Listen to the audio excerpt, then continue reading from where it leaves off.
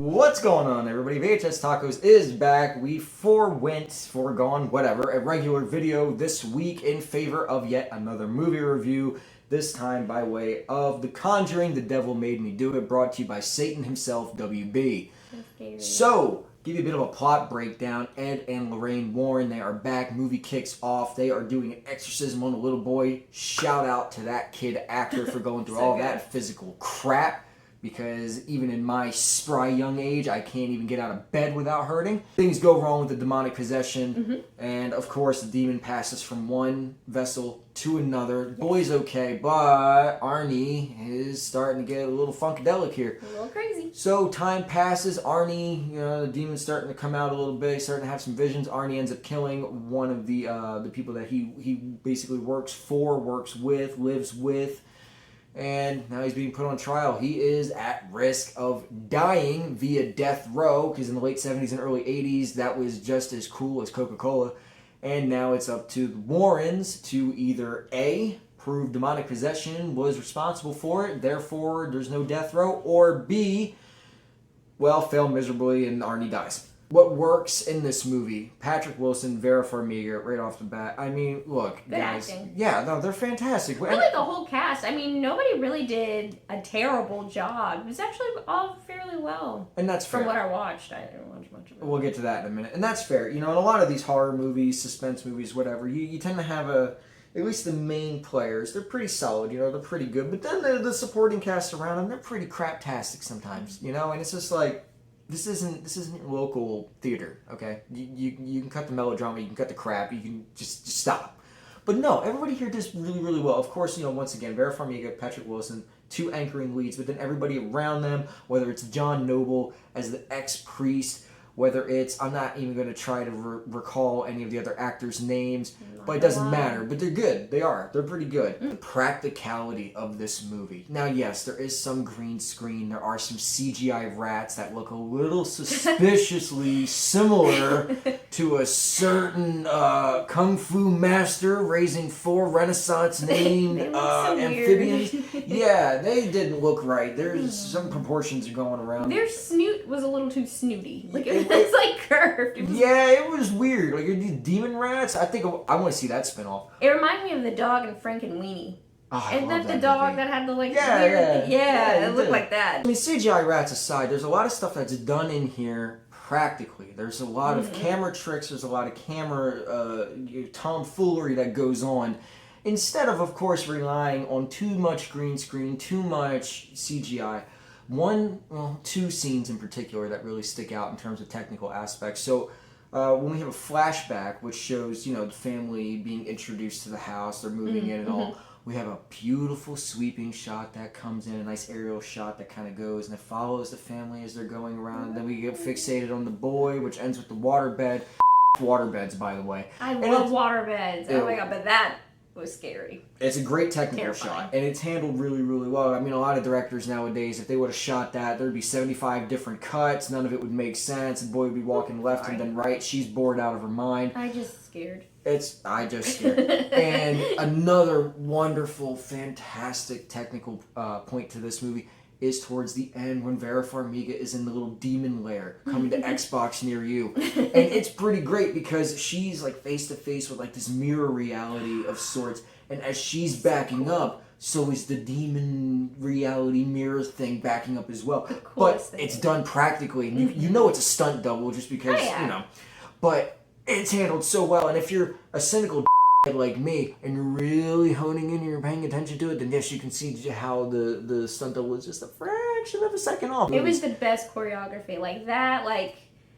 That was, you could tell they took the time to really, get that as perfect as possible. That was cool. The coolest thing I ever seen in this movie from Under the Blanket. That's the only thing that she saw in this movie. It's the only thing I would say that doesn't work for this movie is that it drags in the middle. So when we're investigating these murders and everything like that, there's one that was about 180 miles away in another county and everything, but they're pretty spot on sure that, there's a relation to this. Once the Warrens get out there and they start investigating, it drags. It's not, which is hilarious because thinking back at it, it's really not that long of a scene. but It's really the not. pacing for it is so off. Like, it almost feels like it's ripped out of a different movie. It's a little too humorous. It's a little too action-packed, I guess, so to speak, which is kind of weird to say. But it's just... I disagree. well, yeah, I feel like it didn't fit. But it's cool I feel seeing, like but... that was probably the best part.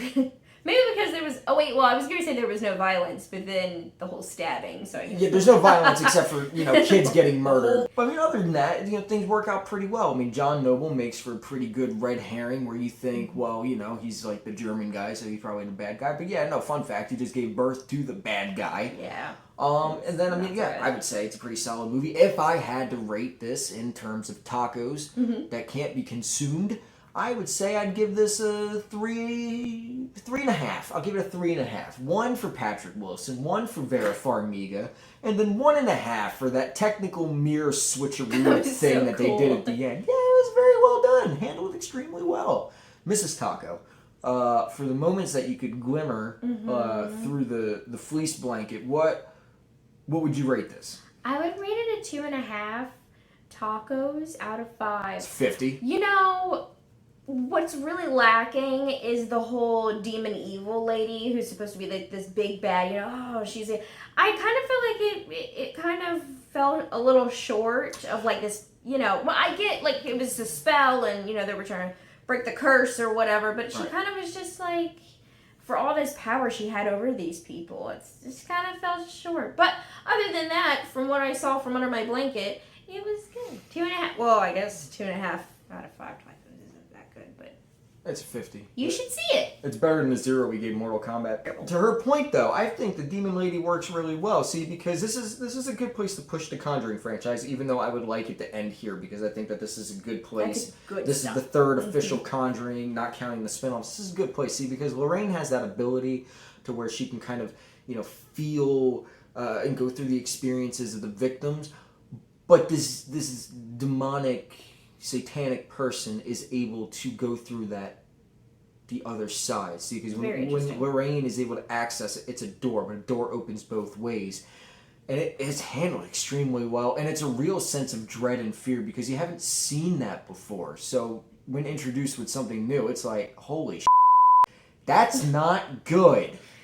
In a morgue at midnight, and the light is off, and there's a bloated water weight cadaver running towards you. Didn't like that. That was weird. No, sir. Staying away from the water for a while. Not going to shower anytime soon. But yeah, I'm going to give it a 3.5 out of 5. Mrs. Taco gives it a 2.5 out of 5. Combined, it's too late to do fractions, but it's not a bad movie. Go watch it yourself and tell us what you think. Let us know down in the comments below. If you liked it, let us know. If you hated it, let us know. If you prefer any of the other Conjuring movies, I pretty much tap out after the second one, so don't mention any spin-offs. I'm not going to know what you're talking about.